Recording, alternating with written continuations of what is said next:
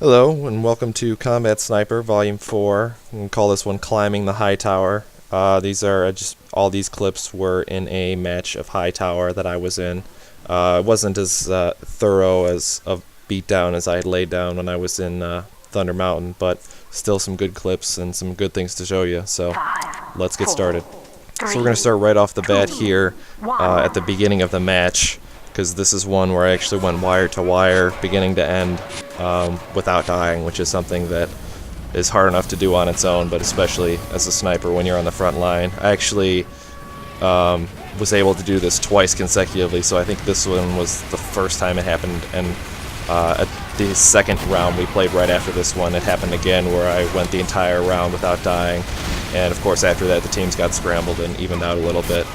But the reason I'm showing you this one in particular is because it illustrates a lot of one very important fact that I really want to emphasize to people, because it seems like nowadays it's something that gets overlooked, and that simply is completing the objective, pushing the cart, getting it to the end here.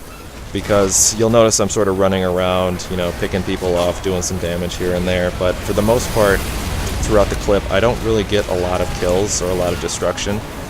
But by the end of the round, I managed to be the top scorer of my team pretty significantly. I think I ended up between 15 and 20 points, something like that, but without getting too many kills, which basically means that most of my points came from captures on the cart. And captures are important not only just because they get the objective, but they also count for 2 points. If you get a capture, that's 2 points right there. So it's important to stay on the cart and keep the task going. It's so easy to get lost in the mix of it and try to hunt down people as they're going that a lot of times the cart just gets abandoned, and that's kind of what happened here. Is we were sort of pushing them really hard. It was clearly unbalanced teams, and it's just me. By the end of it, there was a soldier there, a pyro, who started it, but by the end of it, I'm the only one on the cart.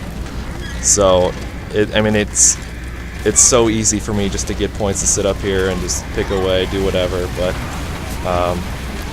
there's nothing more I can really say. I think this illustrates it very well that you don't always need to get kills or destruction to make a huge impact on the game. I actually ran the numbers on this one, and you can see how it all breaks down.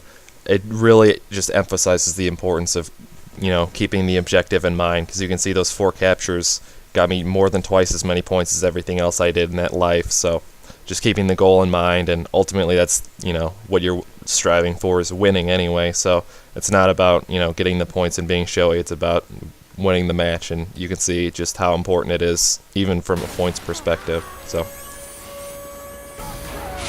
we're going to move on to a more conventional life here that doesn't involve us rolling the other team. This is actually after the team scramble had happened, so it's a lot more balanced at this point. I'm just kind of running around. Tried to get that soldier, missed the head, unfortunately. I don't think I would have killed him anyway with that overheal, but ended up picking him off right there. I hear the engineer building stuff. I'm looking for him. I see him. Get into it a little bit with him here. He's got a medic who decides to attack me for some reason. The important thing I want to mention here is that I committed to the melee weapon, but as soon as I saw that medic using his needle gun, I pulled back and I brought the bow back out, because I knew it'd be easier for me to pick him off there. So little demo man finishes the engineer. Get the job done there, and there's a soldier which takes care of me. So here we are again, basically just creating general mischief, wandering around here.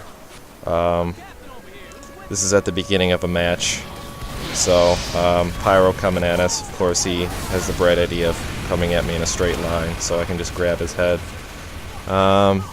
Again, this is something that you have seen in the previous videos, and you'll see again, you have been seeing again, is that I sort of take the route less traveled, because as a sniper you don't have a whole lot of health to begin with, and if you can avoid getting hit, that's obviously key. And not only that, but you're less of a heal priority for medics who are around. They're not going to heal you as much as they're going to heal a soldier or heavy or whatever, so basically just wandering around, causing trouble for people when I see them.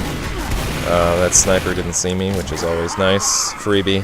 Heavies causing some ruckus. I didn't get a headshot, but I did some damage to him, so just sort of wandering around. I know there's an engineer. I hear the sentry gun. I'm trying to get an angle, and you'll see as we run around this life here, I keep going back to try to get that sentry gun. I hear the backstabs. Unfortunately, I'm too slow to prevent them, but I did end up getting a headshot on that spy and was able to push the cart on top of the hill, which is, important because it gets it past that threshold that, that's a lot of real estate that we don't have to make up. So a lot of the rest of this life is going to be basically me exploring my options to try to kill that sentry gun, because I hadn't done a whole lot of Huntsman sniping on this map before, so I'm trying out, lots of new techniques and stuff, and I hadn't, figured out how to take care of a sentry gun placed and how his is placed. It's sort of on the other side of those boxes there. You can't see it from here, which is a good thing and a bad thing, because it won't fire at me, but of course I can't fire at it, so it's basically just me toying around, peeking out, killing that medic, and just trying to figure out how am I going to kill this sentry gun, because it needs to go down if we are to cap this thing, because the sentry is watching the final point and there's no way to capture it without getting blasted by it. You can see it right there. So I just keep trying. Actually, I just try to figure out how to take care of it. I try to kill the engineer, and he's kind of slippery. He's got some support from demo men and medic and stuff. So I just keep doing I actually saw a medic through the window. We were going to see him, so I knew he was coming. That was a real easy one. Just lining myself up perfectly so that he walked right into my sights, and I just let it go at the right time. So,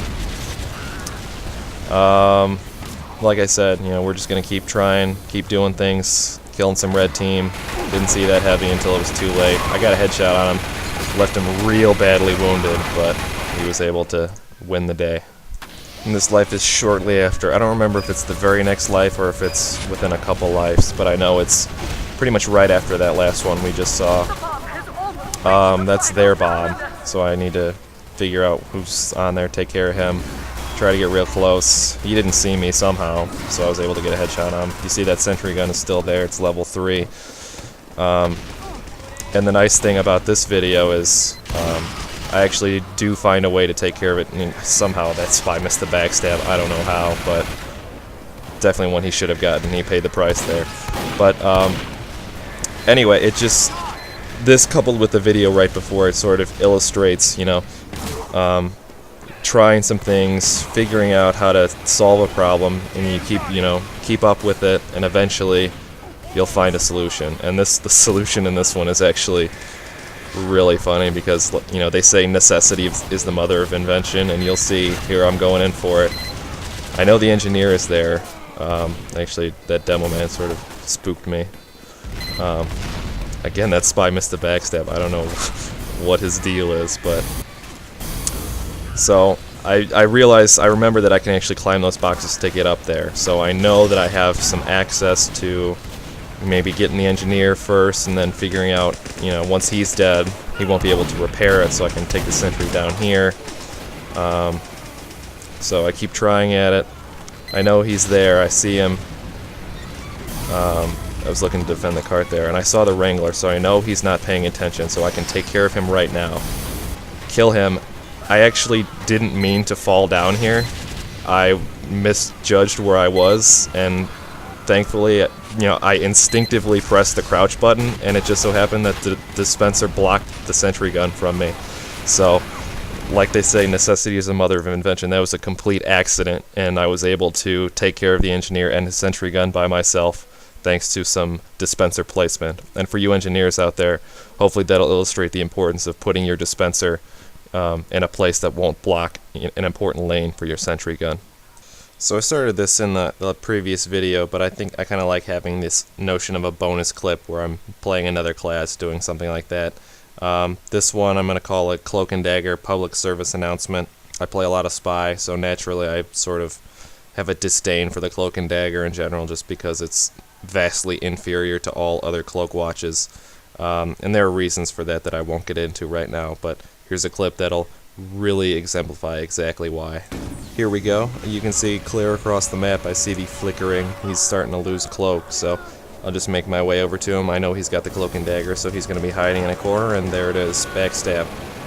The cloak and dagger does have its uses as far as allowing you to actually get behind the line and start doing your spy work, but once you get used to, using cloak effectively, or if you're using the dead ring or whatever, the Cloak and Dagger is just, it's vastly inferior to all the other cloak watches. So like I said, it has its importance as far as it's useful as a training tool, but not as a, you know, a quote professional spy tool. So